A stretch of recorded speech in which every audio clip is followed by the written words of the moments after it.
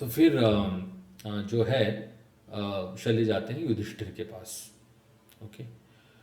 और युधिष्ठिर के पास जाके फिर बताते देखो भाई अब ऐसा हो गया क्या करें।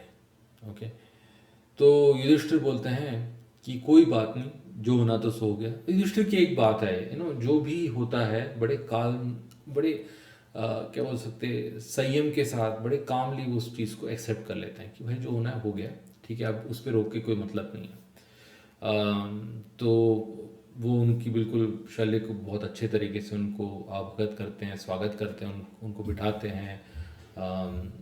और उसके बाद उनकी जब बातचीत होती है फिर शल्य उनको सांत्वना देते हैं, देखो मुझे मालूम है कि तुम बहुत कुछ झेल चुके हो।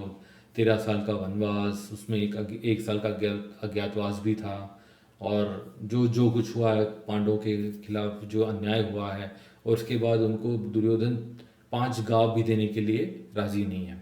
तो ये सब बोलते हैं शाले बहुत ही बुरा हुआ, पर उनको सांत्वना देते हैं कि अब भाई तुम्हारा अच्छा टाइम आ गया है टाइप, तो अ, तब युधिष्ठिर बोलते हैं कि क्या मैं आपसे एक चीज़ मांग सकता हूँ। ओके। तो बोलते हैं हाँ शल्य बिल्कुल। वो तो वैसे ही बड़े गिल्टी फील कर रहे थे कि भाई मैं अपने भांजों की तरफ से लड़ नहीं पा रहा हूँ, और मैं कहाँ दुर्योधन के पास जा रहा हूँ लड़ने के लिए उसके लिए। तो बिल्कुल जो चाहिए युधिष्ठिर मांगो, मैं बिल्कुल बहुत खुशी के साथ संतोष के साथ तुमको देता हूँ। तो युधिष्ठिर तब बोलते हैं देखिए एक वक्त आएगा इस युद्ध में कि कर्ण और अर्जुन के बीच में संग्राम होगा, और वो भीषण संग्राम होगा। उस वक्त में मैं चाहता हूं कि आप कर्ण के सारथी बने। क्यों?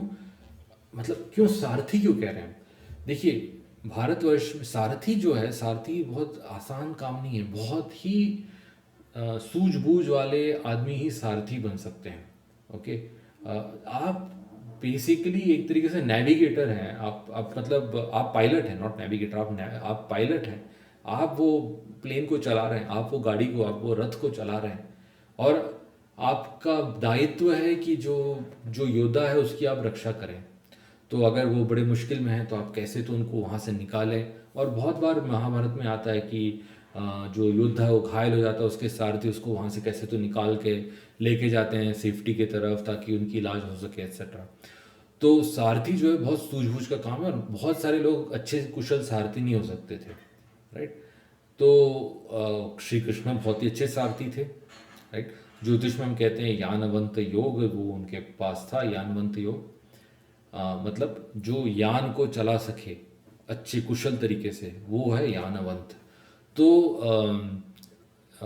शल्य जो है उनको भी बहुत ही अच्छा सारथी माना जाता था। तो युधिष्ठिर ये जानते थे कि कर्ण जब इतना इम्पोर्टेंट युद्ध होगा अर्जुन के साथ, वो चाहेगा कि उसकी उसका भी सारथी बहुत ही अच्छा अच्छी कैपेबिलिटी वाला हो। राइट। तो और दूसरी बात इसमें मानना पड़ेगा युधिष्ठिर की जो अंडरस्टैंडिंग है साइकोलॉजी और एक ह्यूमन माइंड की, वो जानते थे कि कर्ण में बहुत अहंकार रहेगा। और जब वो उसे मालूम है कि ऑपोजिट में अर्जुन है जिसके सारथी श्री कृष्ण है, तो उसको बराबरी चाहिए। उसको चाहिए कि मेरा भी सारथी ऐसा हो जो कि मतलब श्री कृष्ण के टक्कर का, मतलब श्री कृष्ण की इक्वल नहीं सही बट तो टक्कर दे सके उतने लेवल का तो हो। राइट। तो वो बिल्कुल सारे लोगों में शल्य को ही चुनेगा, और शल्य को बोला कि आप मेरे सारथी बने। अब शल्य तो महाराज या क्षत्रिय हैं, वो मना भी कर सकते, देखो भाई मैं तो आया लड़ने के लिए, मैं तो बोलो तुम 10 लोगों को मार डालूंगा, बट मैं तुम्हारा सारथी नहीं बन सकता, ऐसा कह सकते हैं, क्योंकि ये मान अपमान का भी विषय भी हो सकता है। राइट। अर्जुन में भी श्री कृष्ण के पास विनती की थी कि आप मेरे सारथी बने। राइट। तो तो तो युधिष्ठिर कहते हैं शल्य से कि जब कर्ण आपके पास आए आप मान लीजिए आप उनके सारथी बनिए। ठीक है। सारथी क्यों बने? तब वो युधिष्ठिर बोलते हैं उनको कि आप सारथी उसके बनिए, और उसके ऐसे व्यंग के बाण उस पर डालिए, उसको उसको ताने कसिए जिससे उसकी कॉन्फिडेंस लो हो जाए। ओके। और अगर उसकी कॉन्फिडेंस, और पता शायद युधिष्ठिर को पता होगा कि कर्ण पे कौन से शाप लगे हैं। उसमें से एक एक तो था कि जब ऐन वक्त आएगा उसको अपनी जो अस्त्र शस्त्र की ज्ञान है वो चले जाएगी। और तो इस तरीके से अगर प्रेशर बिल्ड किया जा सके तो ये जो चीज़ जो है ये संभावना पॉसिबिलिटी में बदल सकती है। करेक्ट। तो इसलिए उन्होंने शल्य से कहा कि आप उसकी कॉन्फिडेंस को हिट कीजिए, मारते रहिए उसको, ताने कसते रहिए उसको, बोलिए कि भाई तू कहाँ, अर्जुन कहाँ, और उसके साथ तो श्री कृष्ण है, ऐसा वैसा। और आपने देखा होगा महाभारत से बी आर चोपड़ा का महाभारत, उसमें भी शल्य की जो जो कैरेक्टर कैसे कर्ण को बार बार कुछ ना कुछ कहते उसकी कॉन्फिडेंस लो करने की कोशिश की है। तो इस वजह से शल्य जो हैं इवेंचुअली जब कर्ण सेनापति बनते हैं, आई थिंक 17वें दिन या 17वें दिन शायद, तो उस वक्त में शल्य, या 16वें दिन, उस वक्त में कर्ण के वो सारथी बनने के लिए राजी होते हैं और फिर वो अपना रोल निभाते हैं। राइट। तो ये बड़ी इंटरेस्टिंग चीज़ है। हम सब युधिष्ठिर के बारे में, महाराज युधिष्ठिर के बारे में इस तरीके से सोचते नहीं कि वो ये कह सकते शातिर काइंड ऑफ थिंकिंग, कनिंगनेस है, राइट, चालाकी है।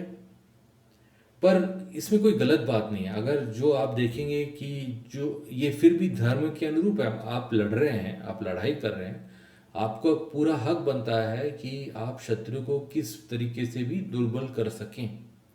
ओके। और दूसरी बात है कि आप यू नो हम शिवलरी वगैरह की बात करते हैं, इसमें कोई शिवलरी नहीं है। आप लड़ रहे हैं, आपको लड़के जीतना है, that is the main thing. You are going in to the battle field to win it, right. So you got to do everything. And ये धर्म के विपरीत नहीं है। आप लड़ाई के, अब जैसे जो दुर्योधन ने किया इसमें, कि जो शल्य आने वाले थे युधिष्ठिर को ज्वाइन करने के लिए, उनको कैसे